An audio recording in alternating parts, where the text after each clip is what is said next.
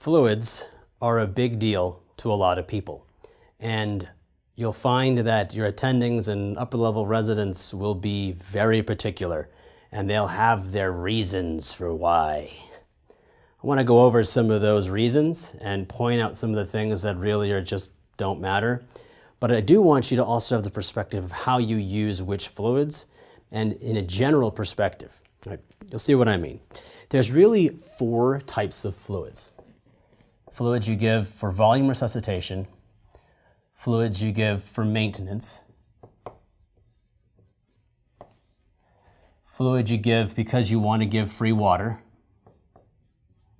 and then fluids you give for calories. Let's start off with volume resuscitation first. Volume resuscitation means the person in front of you is volume down. You want to volume resuscitate, so you give boluses. Volume expansion is done with bolus fluid. Bolusing fluids that aren't isotonic is generally a bad idea. The 2 you have to choose from are lactated ringers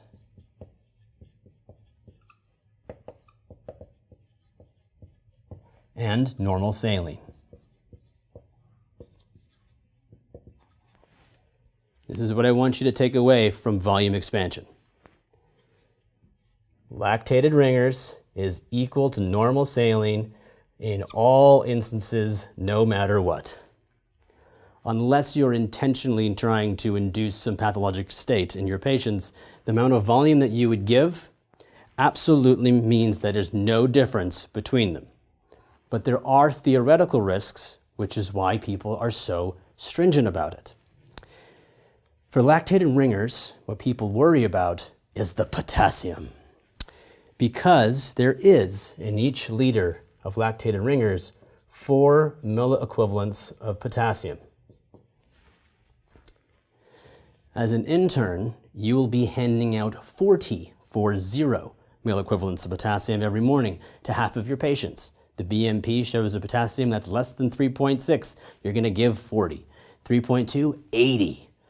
So in order to give the same dose that you hand out like candy via lactated ringers, you would need to give 10 liters. That sounds like a lot, because it is. But the people who use lactated ringers a lot are surgeons. So it's been known as the surgeon's fluid. Well, why is that? Well, because most of the patients they're operating on don't have heart failure or chronic kidney disease because they've been cleared for surgery. So it's safe to give. And they will more often do large volume resuscitation, especially in traumas or extended surgeries. So it made sense, theoretically. Normal saline has a strong anion gradient, which means it can provoke acidosis. And at large volumes, that might be theoretically true. And since surgeons would give large volumes, it made sense not to give normal saline. As internists, we give normal saline not at 10 plus liters, so we can't induce the theoretical acidosis.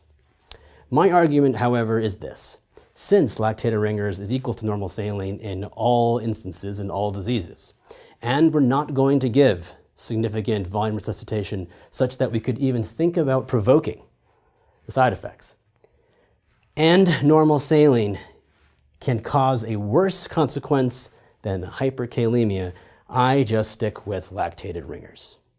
The counter argument is normal saline's way cheaper.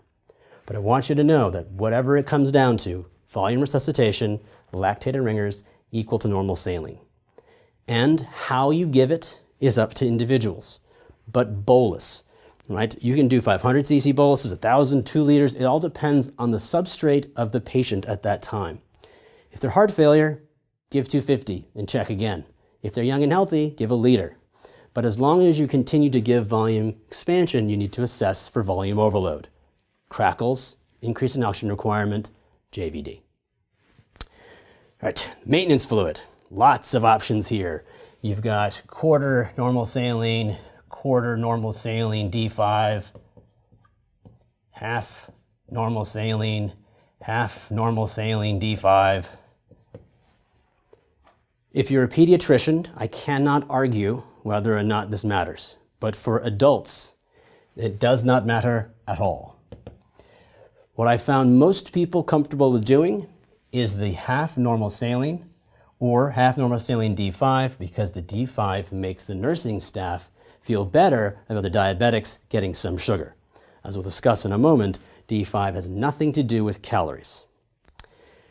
The other thing I want to point out here is that maintenance fluid has a maintenance rate. And I'm not going to derive it for you, but I'm going to give you the equation. The daily need is 1,500 plus the kilogram body weight minus 20 times 20. The first 20 kilograms, the 1,500, every kilogram after that is worth 20 cc's per day. Since a day is made up of 24 hours, you divide that by 24. A usual maintenance rate is between 70 and 150 cc's per hour. Obviously, for a 60-year-old petite woman, it's going to be a little lower, and a 500-pound dude, it's going to be a little bit higher. But I want you to see the rate is slow, and this is maintenance. You use maintenance when a person is euvolemic, has no electrolyte disturbances, and simply is going NPO. You don't want them to fall behind. Maintenance. If you think that you are putting someone on volume expansion because you just put them on fluids, and that's the rate, it's not cutting it. Maintenance rate, use the equation, bolus fluids if you need resuscitation. The third type of fluid is essentially an attempt to give free water. The obvious best way to give water is to give tap water, PO. So some patients are unable to do that, and they instead have a PEG tube, an NG tube, or an OG tube. And so per tube, just give tap water. And you will see patients that are bedbound, can't take care of themselves, have canned feeds prescribed, and also free water flushes. And you can always ask nutrition for how much. It's not up to you to decide. Someone's job is specifically to determine how much calories they need and also how the free water flushes should be. But also know that if sodium starts to rise, you can simply increase the frequency or volume of the free water flushes. But the fluid you hang for free water is going to be D5W. D5W is not calories. It is the equivalent of IV water.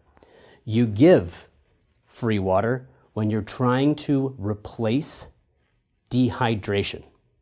Not volume depletion, that's volume expansion. When you know they are euvolemic but still have hypernatremia.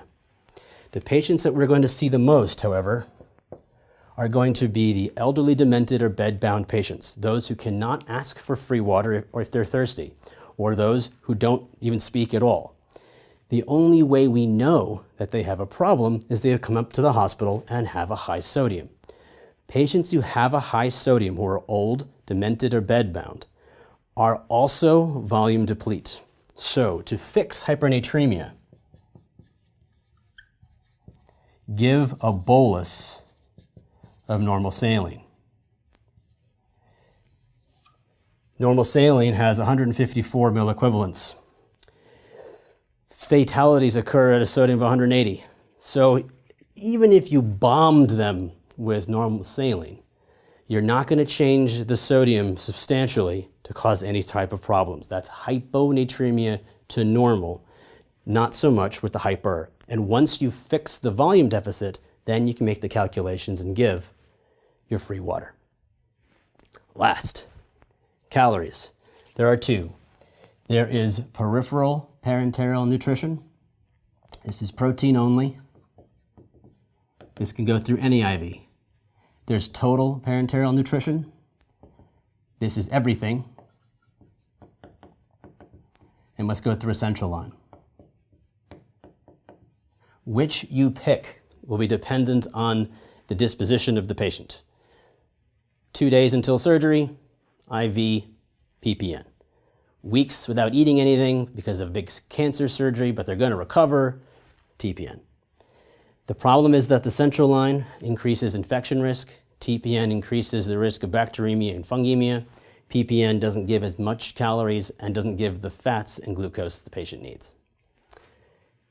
Easy to do, short duration, harder to do, more dangerous, longer duration.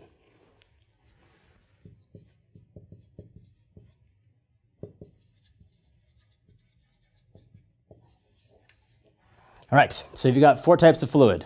Volume resuscitation, lactated ringers and normal saline, give it as a bolus. Maintenance is at a rate.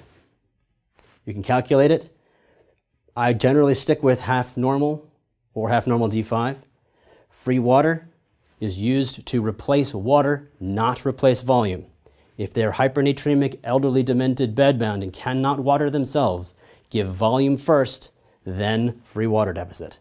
For those patients who are NPO and need calories, PPN, temporary, TPN, better. That is fluids.